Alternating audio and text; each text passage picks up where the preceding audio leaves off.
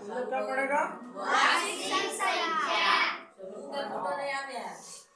वास्तविक संख्या। क्या पड़ेगा?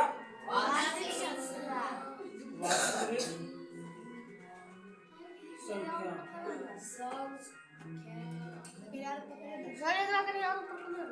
क्या हुआ? वास्तविक संख्या पड़ेगा। ठीक है।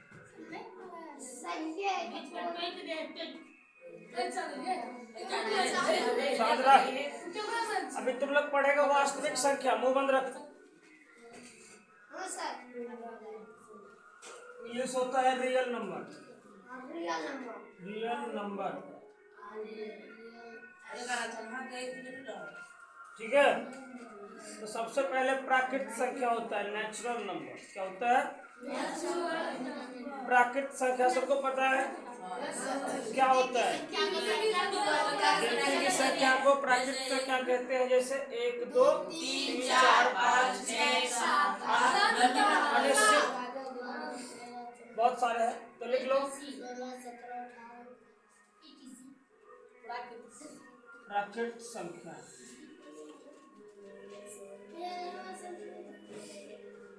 लिखो। क्या लिखोगे? हाँ, गिनती की संख्या को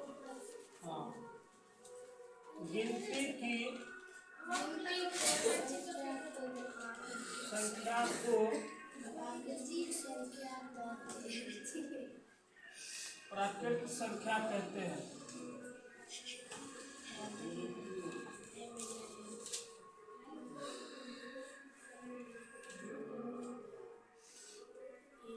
ठीक है।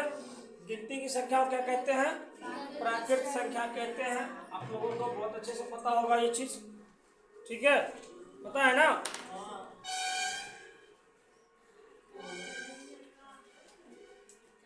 जैसे पता है,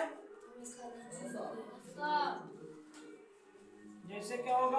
1 2 3 4 5 डॉट डॉट डॉट लगा दो, मतलब अनिश्चित है। हाँ, क्या है? प्राकृत संख्या तो समझ में आ गया सबको क्या होता है? ठीक है। हाँ, अच्छा, प्राकृत संख्या का इंग्लिश में क्या बोलते हैं? प्राकृत संख्या को इंग्लिश में क्या बोलते हैं? Natural number. ठीक है, हमने यहाँ पे नहीं लिखे हैं, लेकिन आप लोग लिख लीजिएगा NATURAL। ठीक है, लिख लीजिएगा NATURAL। नेचुरल नंबर तो पता है, वहां पे लिखा होगा। दूसरा है पूर्ण संख्या। पूर्ण संख्या। ठीक है, होल नंबर। होल नंबर नहीं होता है, होल नंबर होता है। क्या होता है? Whole number. ठीक है, होल नंबर। ये क्या होता है? ये 0 से शुरू होता है। कहाँ से शुरू होता है? 0 से शुरू होता है। तो क्या होगा? प्राकृत संख्या के समूह में, यही ना? ये प्राकृत संख्या का समूह है। इसमें क्या कर देंगे? 0 लगा देंगे तो क्या बन जाएगा? पूर्ण संख्या बन जाएगा। बन जाएगा ना? तो क्या लिखोगे? प्राकृत संख्या के समूह में शून्य शामिल करने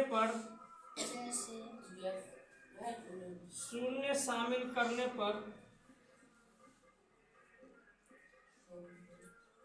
पूर्ण संख्या कहलाती है। क्या कहलाती है? पूर्ण संख्या कहलाती है।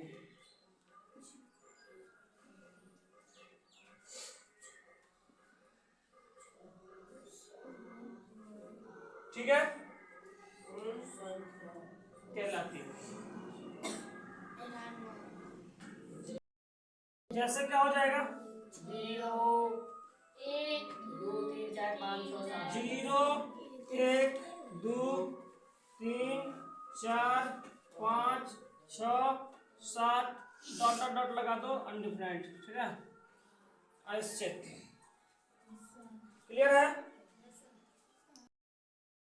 थोड़ा सा यहाँ पे छूट गया था, अब सही है। क्या है? प्राकृत संख्या के समूह में शून्य शामिल करने पर पूर्ण संख्या कहलाती है। ठीक है, अब सही है। 0 1 2 3 4 5 6 7 अनिश्चित, बहुत सारे। ठीक है, अगली है पूर्णांक। तो पूर्णांक क्या होता है, किसी को कोई कुछ पता? पूर्णांक क्या होता है? देखो, प्राकृत संख्या कहाँ शुरू होता है? 1 2 3 4 से। तो प्राकृत संख्या के समूह में शून्य शामिल करना है और ऋण पूर्णांक को भी शामिल करना है। ऋण मतलब ऋण संख्या को भी क्या करना है? शामिल करना है। ठीक है, तो वो क्या बन जाती है? पूर्णांक बन जाती है। ठीक है, तो इसका क्या लिखोगे? हाँ, पूर्णांक संख्या क्या लिखोगे? पूर्णांक संख्या नहीं तो सिर्फ पूर्णांक लिखा जाता है। ठीक है, पूर्णांक। ठीक है, पूर्णांक का क्या होता है? इंटीजर्स। इंटीजर्स का इंटीजर्स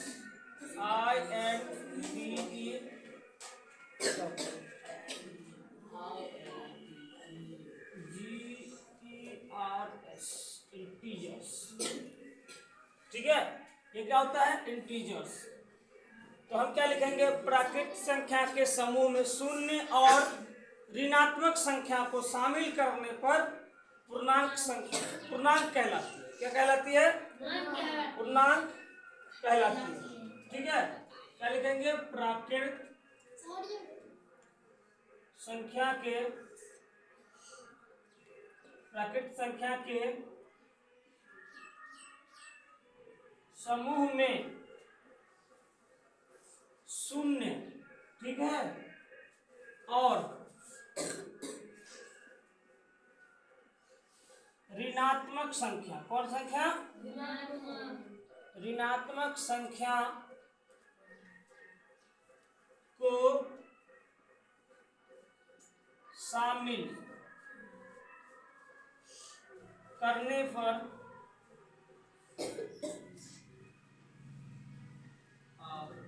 पूर्णांक कहलाती है। क्या कहलाती है? पूर्णांक कहलाती है। समझ में आ गया? जैसे शामिल करने पर पूर्ण संख्या कहलाती है। जैसे क्या हो जाएगा?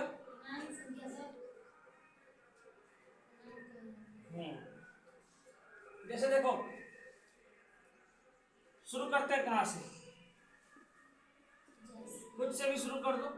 जैसे -3 -2 -1। एक के बाद क्या होगा? -1 के बाद जीरो। -0 नहीं होगा। 0 1 2 3 4 5। ये कहो कि ऋणात्मक संख्या और धनात्मक संख्या का संग्रह है। क्या है? ऋणात्मक संख्या और धनात्मक संख्या क्या है? ये संग्रह। मतलब दोनों संख्या इसमें आ जाएगा तो क्या बोलेंगे? पूर्णांक। ठीक है, नोट करो इसको। जेड से सूचित किया जाता है। किससे सूचित किया जाता है? जेड से। इसे जेड से सूचित किया जाता है।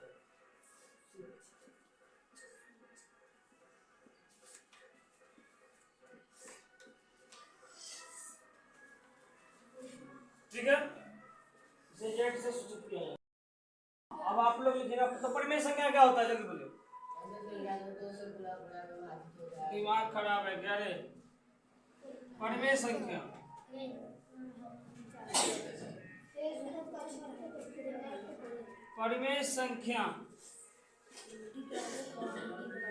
ये क्या होती है? परिमेय संख्या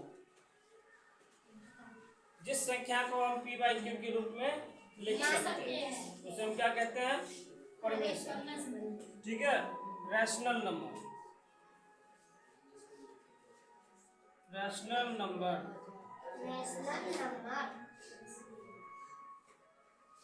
क्या होता है?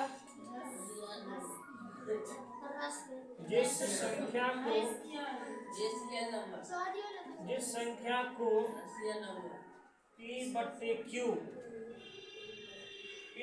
हो जाता है क्या? अंश। क्यू क्या हो जाता है? हाँ हाँ, पी बट्टे क्यू के रूप में लिख सकते हैं।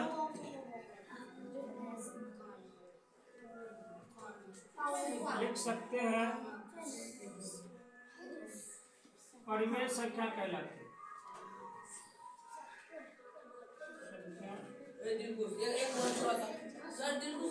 परिमेय संख्या कहलाती है। ठीक है, देखो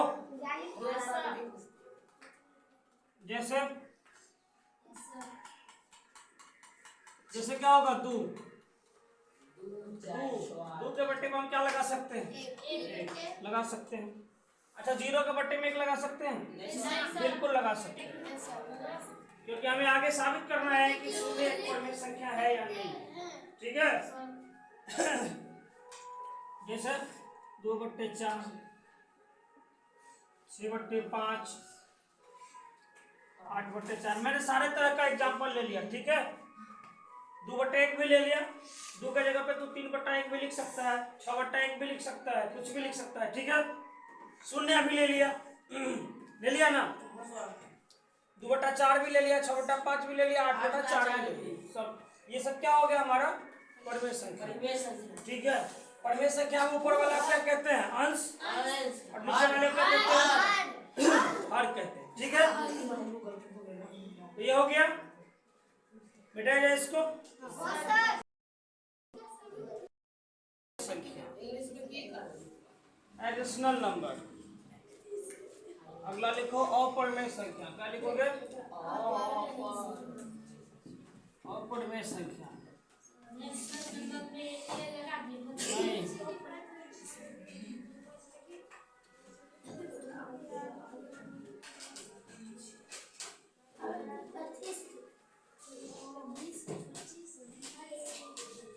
अगला क्या लिखोगे? अपरिमेय संख्या।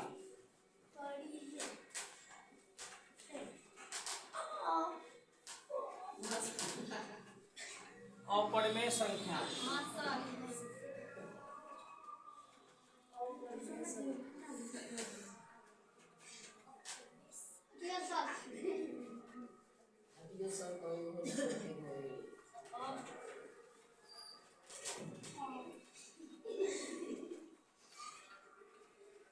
रैशनल नंबर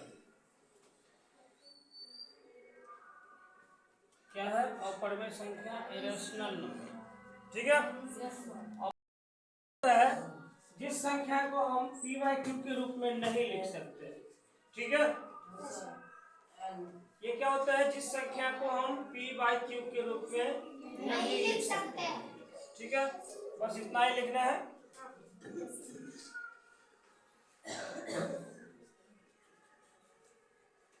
लिखो वह संख्या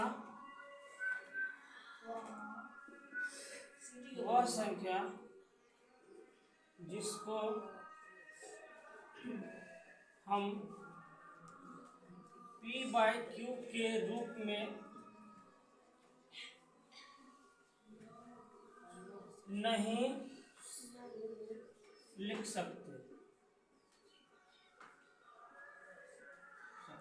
ठीक है, अपरिमेय संख्या कहलाती है। क्या कहलाती है? अपरिमेय संख्या कहलाती है।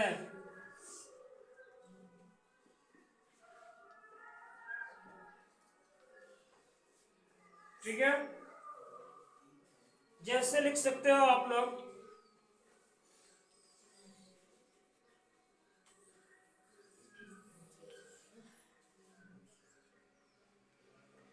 जैसे लिख लो, जितना भी रूट वाला संख्या है जिसका पूर्ण वर्ग छोड़ के वो सब, जैसे √2, √3, √4 होगा? नहीं होगा। √5, √6, √7 और भी लिखना कुछ। ठीक है,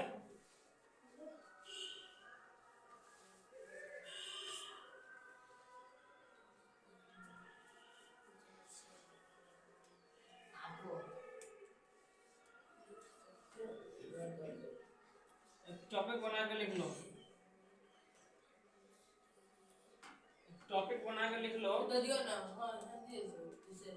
क्या V/Q के रूप में नहीं लिख सकते हैं। हाँ, एक टॉपिक बना के लिख लो।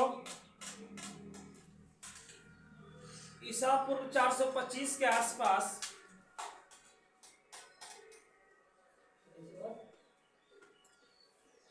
ईसा पूर्व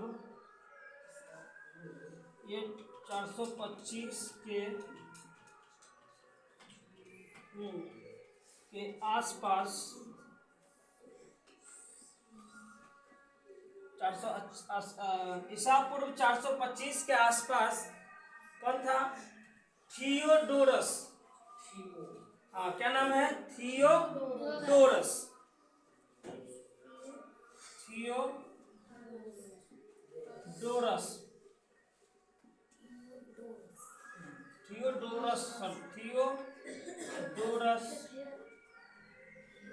थियोडोरस ने दिखाया कि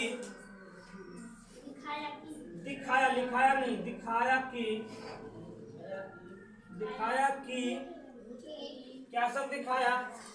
ये सब दिखाया, √2, √3, √5, √6, √7, √8 डॉट डॉट डॉट लगा देते हैं। अपरिमेय संख्या क्या है? अपरिमेय संख्या है। ठीक है। उसके बाद 1700 ईस्वी के आसपास जो है, 1700 ईस्वी के अंत में, कब? 1700 ईस्वी के अंत में लेम्बर्ट ने यह सिद्ध किया था कि पाई एक अपरिमेय संख्या है। क्या साबित किया था? अभी आप लोग बाद में ही पढ़ोगे कि पाई एक परिमेय संख्या है या अपरिमेय संख्या है। ये आपका 425 ईस्वी। ये तो मैंने लिख दिया ना। इसके बाद एक टॉपिक और है। 1700 ईस्वी के आसपास, 1700 ईस्वी के अंत में, 1700 ईस्वी के अंत में 1700 ईस्वी के अंत में क्या नाम था उसका? अभी बोला ना मैंने, क्या नाम था? लेम्बर्ट। क्या नाम था? लेम्बर्ट ऐसे होगा, लेम्बर्ट। ठीक है। लेम्बर्ट ने सिद्ध किया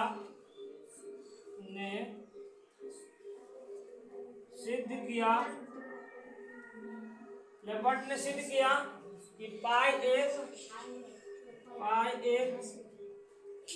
अपरिमेय संख्या है। अपरिमेय संख्या है।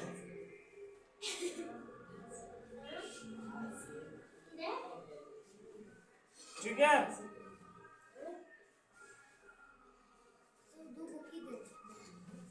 कौन? ये इसका नाम पाई है। इसका नाम क्या है? पाई। अच्छा ठीक है, उसका नाम पाई।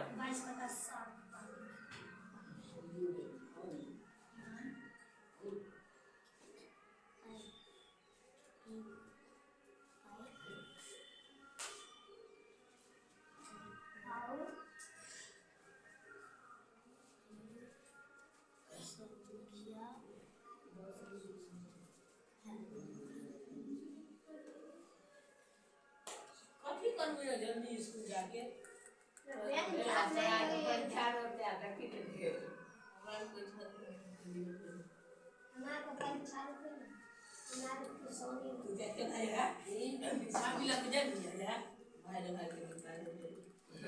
मुंह बंद करो। अब हम लिखाएंगे तुम लोगों को वास्तविक संख्या। क्या लिखाएंगे? अब तुम लोगों को हम लिखाएंगे वास्तविक संख्या। ठीक है। हाँ, अब तुम लोग क्या लिखा? तो गाना गा रहा है तो सुन। परिमेय संख्या और अपरिमेय। हाँ बोलिए। अपरिमेय संख्या को वास्तविक संख्या कहते हैं। वास्तविक संख्या, हाँ बोलिए। ठीक है, परिमेय संख्या और अपरिमेय संख्या को वास्तविक संख्या कहते हैं। क्या कहते हैं? परिमेय संख्या और अपरिमेय संख्या को वास्तविक संख्या कहते हैं। ठीक है, वास्तविक संख्या कहते हैं।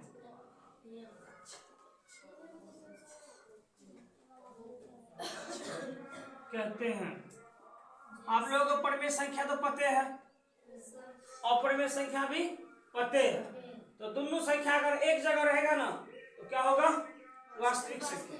ठीक है, तो वास्तविक संख्या समझ गया? ठीक, बहुत अच्छा। अब कुछ तथ्य है जो आप लोगों को सीखना है।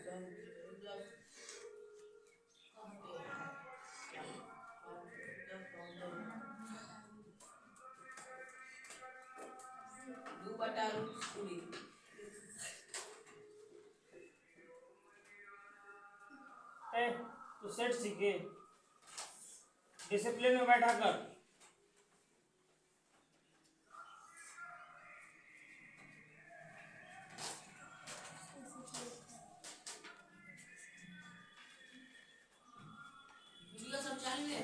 हाँ,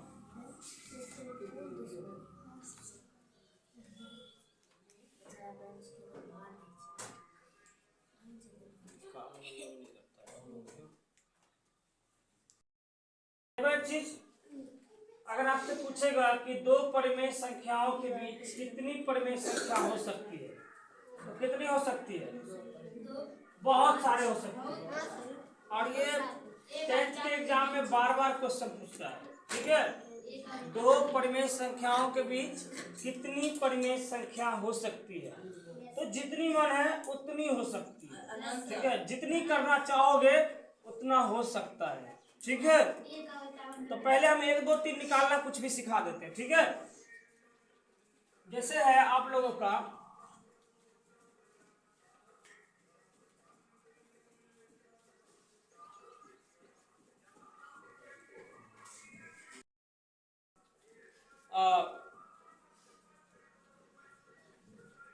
एक बट्टा 3 और 1/2 दोनों तो है परिमेय संख्या, है ना? दोनों क्या है? परिमेय संख्या। के बीच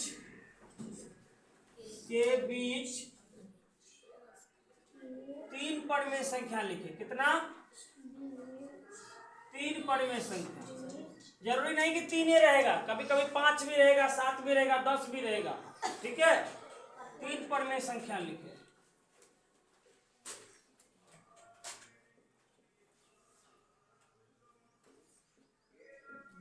ठीक है, बोलेगा 3 परिमेय संख्या लिखी, तो क्या क्या लिखोगे बताइए?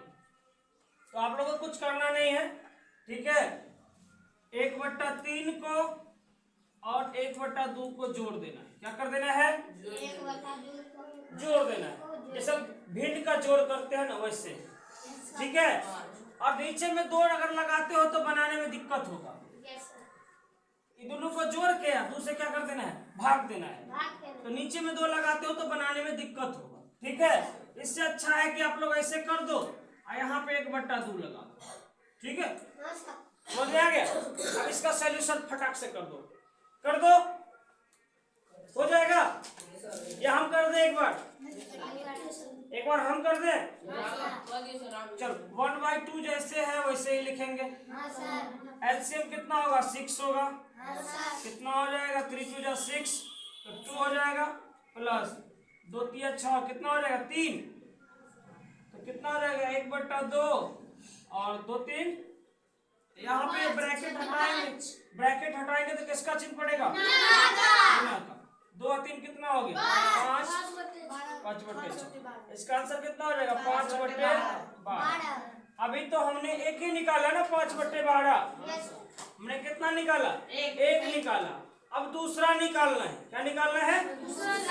तो दूसरा में क्या करेंगे? 5/12 में या तो 1/3 जोड़ देंगे या नहीं तो 1/2 जोड़ देंगे। अब मेरा दूसरा क्या हो जाएगा? 5/12 जोड़ ये लिख लो या नहीं तो ये लिख लो। 1/3 लिख लो या नहीं तो 1/2 लिख लो। ठीक है, 1/2 कुछ भी लिख लो। इसमें क्या कर दो? फिर से 1/2 से गुणा। ठीक है, कर लोगे? 3 निकालना है, जल्दी फटाफट निकालो। चलो अब देखो हम क्या करेंगे। अब इसमें क्या करेंगे? 11/24 में कितना जोड़ देंगे? 1/3 जोड़ देंगे। ठीक है, 1/2 3 24 का लघुत्तम 24 ही होगा। 3 8 24 8 हो जाएगा प्लस 24 1 24 11 1/2 गुने 8 11 कितना हो गया? 19/24 19 का 19/48 3 को निकल गया। पहला आंसर मेरा क्या था? 5/12। दूसरा आंसर क्या था? तीसरा आंसर मेरा क्या है? तो ऐसे क्वेश्चन आप लोग होमवर्क में कर लोगे? बिल्कुल दे दें। बिल्कुल सही है। तो सीख गया दो परिमेय संख्याओं के बीच परिमेय संख्या निकालना। सीख गया? ये पहला ट्रिक था।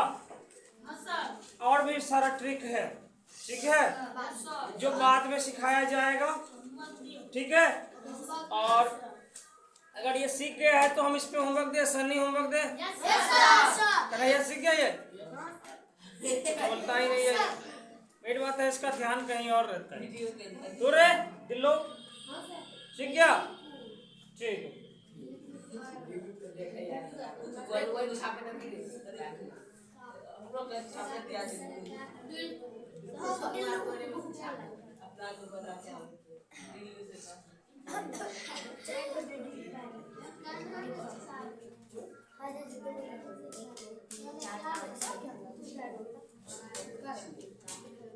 हाँ, कल हम इसको डेफिनेटली सुनेंगे।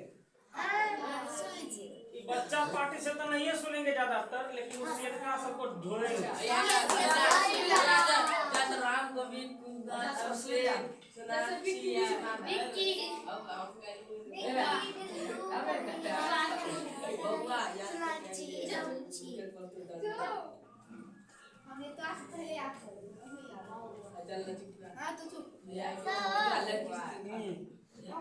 जैसे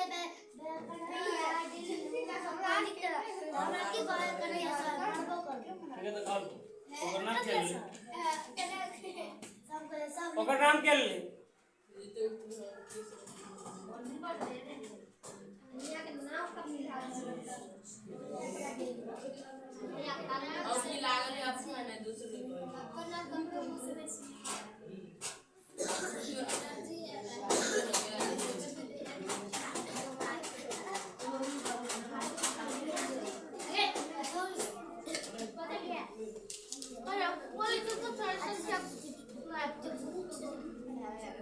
जल्दी लिखो ना। 1/3 उसमें नहीं आएगा, और रुका हुआ है। सुनाती उसको देख के लिख रही है। सब बोर्ड के देख के लिखे छी और कल की चल रहा है चल रहा है। हां सर लोग पे दम ना सर यार पे तुमने जल्दी